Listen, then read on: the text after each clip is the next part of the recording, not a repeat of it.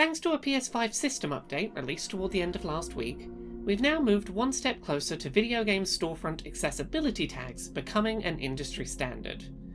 Back in November of 2021, Xbox introduced a series of accessibility tags that appear when browsing games on the Xbox Digital Games Store.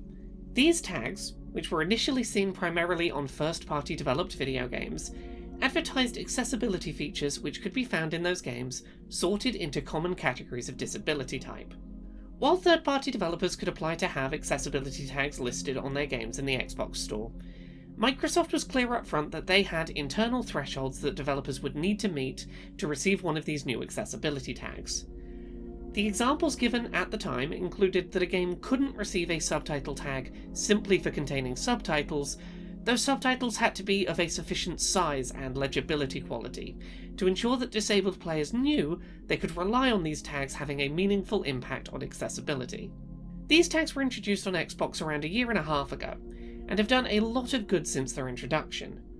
They've allowed disabled players a greater degree of ability to find out if a game is likely to be accessible for their disability from within the console's online storefront, without having to go to an external website and look up accessibility reviews, like the ones seen on this channel, before deciding whether to make a purchase.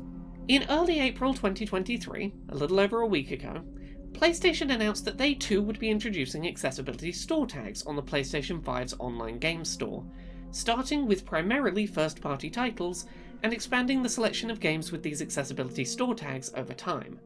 The accessibility tag system for PS5 is now live, and so I spent some time this week checking out how the new system works in practice. The short answer? This is a great step forward towards standardising this important feature, and undoubtedly helps provide useful information to disabled players prior to purchases, but PlayStation's rollout isn't without some issues that need addressing. Looking around the PS5 store at the time of writing this video script, on April 11th, 2023, support for the new accessibility store tag system seems to be exclusively limited to first-party PS5 exclusive titles, with no third-party titles supported at all. While I understand this is an aspect of launch rollout, I do hope that we quickly see third-party titles that already have accessibility tags on Xbox getting support for the feature on PlayStation as well. PlayStation has not been as clear as Xbox in its messaging about whether or not they have internal quality standards that need to be met to receive one of these store tags for an accessibility feature. I would assume this is the case, but it hasn't been publicly communicated the same way that Xbox did. At the time of release, the tags that appear on games, with one strange exception we're going to get to shortly, do seem to suggest that the tags are only applied when the relevant setting is of an appropriate quality level. Once you find a game that has accessibility tags on the PS5 store, those tags are laid out in an easy-to-follow manner, separated into common disability categories, and given one-sentence descriptors to help ensure that players understand exactly what support is provided by a setting if they're not familiar with that setting by name. Not every first-party PlayStation exclusive title on PS5 that you might expect features accessibility tags on the digital storefront at launch, while some of the titles that lack accessibility tags, like the PS5's Demon's Souls remake, make sense, as that title features very little in the way of accessibility setting support. That said, if Demon's Souls isn't accessible enough to have warranted getting accessibility tags, if that's the reasoning, that's a little weird, because the game does show up in the Discover Accessibility section of the PS5 store. Other titles such as Horizon Forbidden West, lacking any kind of accessibility tags, feels like a more notable omission, considering that that game did feature a lot of useful settings designed to support disabled players. Horizon Forbidden West does also appear in the Discover Accessibility section of the PS5 store, which again really hammers home that it's a little weird that this particular first-party title doesn't have any accessibility tags. In addition, some games at present are missing accessibility tags that I would have expected to see listed on them, such as The Last of Us Part 1's support for audio descriptions in cutscenes. It's possible the system doesn't currently have an accessibility tag for audio descriptions, as they are an uncommon feature, but it still feels like a big feature to not mention in these accessibility tags. However, more egregious than that, some games feature tags that advertise accessibility features that those games do not support, or whose one-sentence descriptions are misleading. In particular, a lot of games at launch are incorrectly tagged as playable without subtitles, because, as the one-sentence descriptor says, the game does not include spoken dialogue.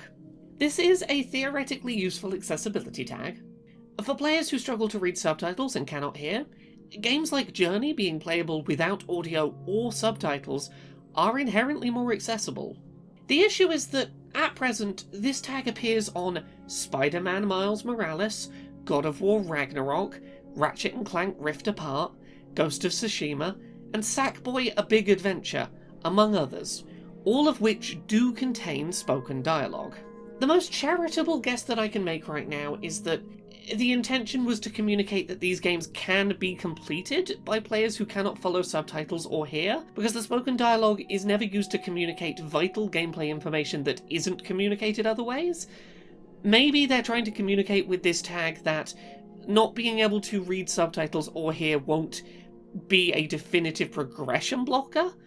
That directly contradicts the stated meaning of the accessibility tag and the description given of it, but the alternative is that this system has launched with a very lax approach to checking the accuracy of the tags applied, and multiple games have simply had an accessibility tag applied in error without that being caught, which feels like a worse explanation. I would rather hope that someone applying these tags kind of misunderstood what the tag was meant to be used for.